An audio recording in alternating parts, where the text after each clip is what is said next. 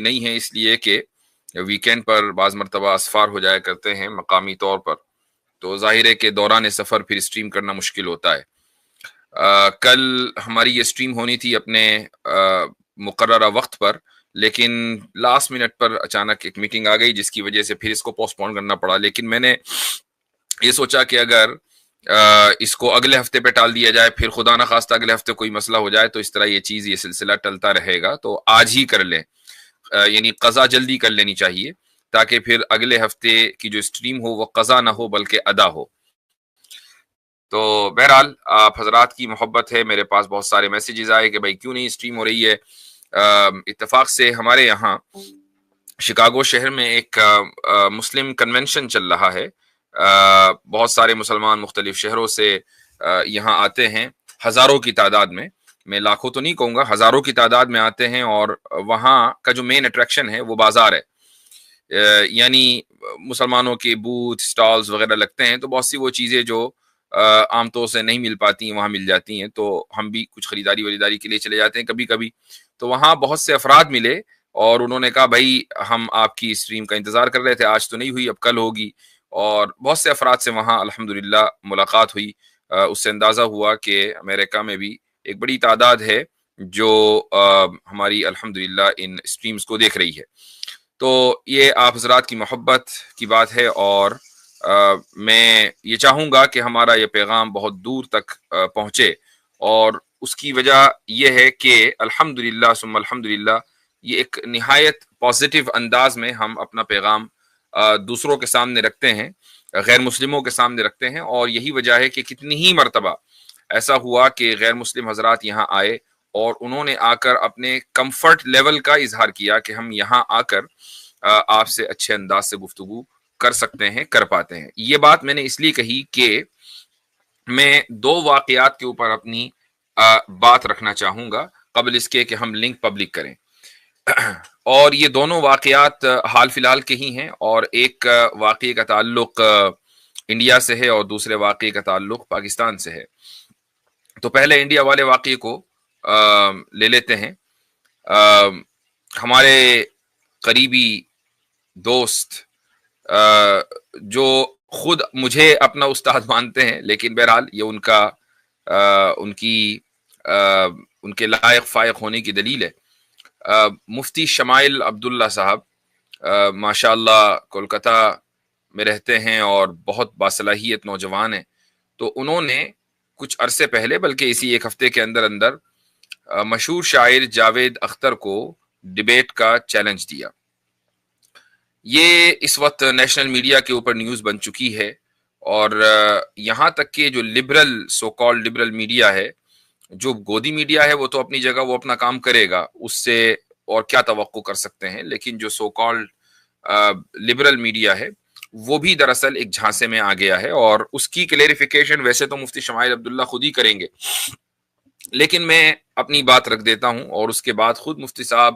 جس انداز سے وضاحت کرنا چاہیں یہ ان کی مرضی ہے۔ ہوا کچھ یوں تھا کہ جاوید اختر نے کا یہ پروگرام طے ہوا مغربی بنگال میں، کولکتہ میں، اور وہاں کی اردو اکیڈمی نے جو ایک نیم سرکاری ادارہ ہوتا ہے، تو اس نے یہ ایک مشارہ وشارہ رکھا۔ تو اس موقع پر مفتی شمائل عبداللہ صاحب نے یہ کہا کہ بھائی چونکہ جاوید اختر اردو کے سٹیج سے بھی اپنے الہادی نظریات کی تشہیر کرتے ہیں، تو اس لیے ہونا یہ چاہیے کہ اگر وہ یہاں کلکتہ آ رہے ہیں تو وحیین فاؤنڈیشن کے تحت ہم ایک ڈیبیٹ رکھ لیتے ہیں ایکیڈمک ماحول میں، آپ اپنی بات رکھیں اور اپنے الہادی جو افکار ہیں، ایتھیسٹک آئیڈیالوجی ہے، اس کو پروموٹ کریں اور اس کی بات کریں، اس کو ثابت کریں، اور ہم اپنی بات رکھتے ہیں اور خدا کے وجود کے اوپر ایک گفتگو رکھ لیتے ہیں۔ یہ ایک خالص ایکیڈمک چیلنج تھا۔ میں آپ کو یہ بھی یاد دلانا چاہوں گا کہ اس طرح کا چیلنج غالباً گزشتہ سال میری طرف سے بھی جاوید اختر کو گیا تھا، اور بات تو یہاں تک پہنچ گئی تھی کہ جاوید اختر نے اس چیلنج کو قبول کر لیا تھا، اور انہوں نے ابتداً کہا کہ ہاں بھائی ٹھیک ہے ہم چینل پر آئیں گے۔ پھر غالباً کسی نے میرے چینل کی کچھ ویڈیوز ان تک بھیج دیں، جس کی وجہ سے وہ انہوں نے مناسب نہیں سمجھا، اب کیوں نہیں مناسب سمجھا یہ تو وہی جانتے ہیں، انہوں نے مناسب نہیں سمجھا کہ وہ ہمارے چینل پر آئیں، تو انہوں نے اپنے ایک शागिर्द को या अपने कह लें एक फैन को, जिसका चैनल गालिबन रेड माइक के नाम से है, उसको मेरे पीछे लगाया कि भाई ये नंबर है और आप इनसे राब्ता कर ले, और उस शख्स का मेरे पास, उपाध्याय नाम है उसका मैसेज आया कि भाई मेरे चैनल के ऊपर आप डिबेट कर लें। तो मैंने उससे कहा कि ठीक है, हम आपके चैनल पर डिबेट करेंगे, लेकिन, और ये बाकायदा पूरा वीडियो मेरे चैनल के ऊपर स्क्रीन शॉट्स के साथ मौजूद है, इसमें कोई इजाफी नई बात नहीं है। आप लोग जो मुझे गुज़िश्ता कई सालों से फॉलो कर रहे हैं वो इस पूरे एपिसोड से वाकिफ होंगे। तो मैंने कहा कि ठीक है, हम तुम्हारे चैनल पर आ जाएंगे, लेकिन शर्त यह है कि लाइव होगा। तो उसने कहा नहीं, लाइव नहीं होगा, संकेत नाम था उसका, हाँ बहरहाल, तो लाइव नहीं होगा, रिकॉर्डेड होगा। तो मैंने कहा भाई फिर आप रहने दें, रिकॉर्डिंग के बाद आप उसका क्या हशर करेंगे ये हम अच्छी तरह जानते हैं, जबकि आपने बाकायदा जर्नलिज्म का कोर्स भी किया हुआ हो। जर्नलिज्म का जिन लोगों ने कोर्स किया होता है उनको ये बताया जाता है कि आप फेक न्यूज कैसे बनाते हैं, उनको ये बताया जाता है कि पॉजिटिव को नेगेटिव और नेगेटिव को पॉजिटिव कैसे किया जाता है, उनको बाकायदा ये कोर्स कराया जाता है कि किसी की एक बात को बिल्कुल 360 डिग्री चेंज कैसे किया जाता है एडिटिंग के जरिए। तो ऑब्वियसली बात है कि मैं उस ट्रैप में तो आने वाला नहीं था। तो कहां तो जावेद अख्तर मेरे चैनल पर आने वाले थे, फिर कहां ये हुआ कि चलो भाई उस रेड माइक पर चलेंगे, लेकिन वहां पर भी लाइव नहीं होगा, वहां पर भी रिकॉर्डिंग होगी। तो मैंने उससे माजरत कर ली, लेकिन साथ में जावेद अख्तर ने एक बात कही और हमने कहा बहुत अच्छी बात है। उन्होंने कहा कि भाई मुफ्ती साहब तो चूंकि शिकागो में रहते हैं, तो मैं भी शिकागो आ रहा हूं, मार्च में आ रहा हूं, उन्होंने ये बात कही। तो वो मार्च आज तक आया नहीं, ये पिछले साल मार्च की बात है। मार्च में मैं शिकागो आ रहा हूं और यहां पर हम लाइव ही बात करेंगे। तो शिकागो में कुछ हमारे अहबाब थे, वो बड़े एकदम यानी मुस्तैद हो गए इस महानगर के। उन्होंने मुझसे राब्ता किया कि भाई हम वेन्यू का इंतजाम करेंगे और पूरा हमारी जिम्मेदारी होगी, आप जावेद अख्तर साहब को लेकर आए। तो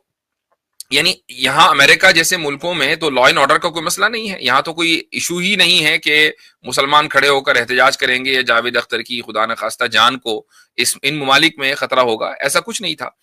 तो जावेद अख्तर आए और मार्च की तारीखों में उनसे राब्ता किया गया, लेकिन उन्होंने फिर कोई जवाब ही नहीं दिया। तो मैं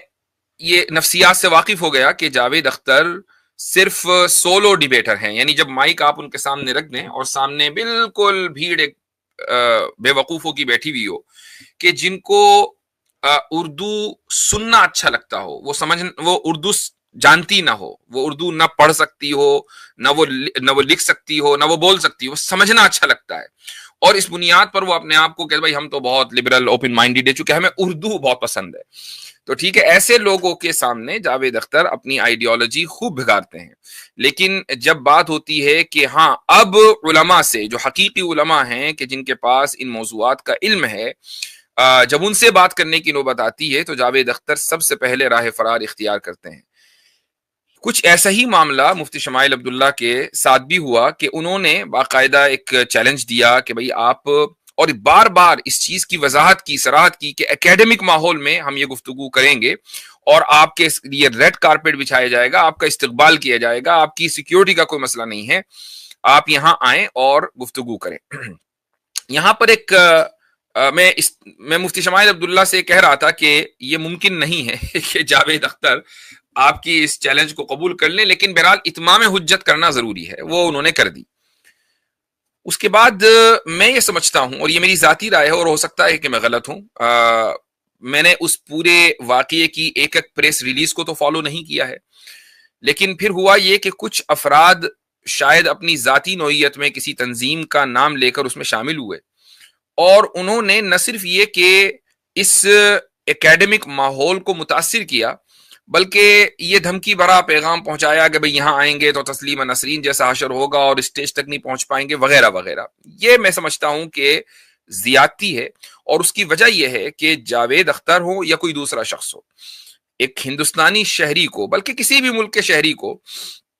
आप उसके किसी एक शहर में आने जाने, नकले मकानी को पर आप पाबंदी नहीं लगा सकते। भाई आप कौन होते हैं? आप एक शहरी हैं, एक दूसरा एक शहरी है, वो आपके शहर में आ रहा है, वो आपके मुल्क के किसी भी कोने में जा रहा है, तो आप ये नहीं कह सकते कि वो स्टेज तक नहीं पहुंच पाएगा, हम उसको निपटा देंगे, हम उसको कत्ल कर देंगे। ये तरीका गलत है। और یہ طریقہ نہ کبھی آج تک کارگر ہوا نہ آئندہ کبھی ہوگا. یعنی اگر مان لیجئے کسی جماعت کو یا کسی گروہ کو کسی گروپ کو تشدد کرنے کا حق دیا جا سکتا ہے تو وہ صرف اور صرف حکومت ہے. تشدد کرنے کا مطلب یہ ہے کہ وہ زبردستی کسی شخص کو کہیں جانے سے روک سکتی ہے. حکومت زبردستی کسی شخص کو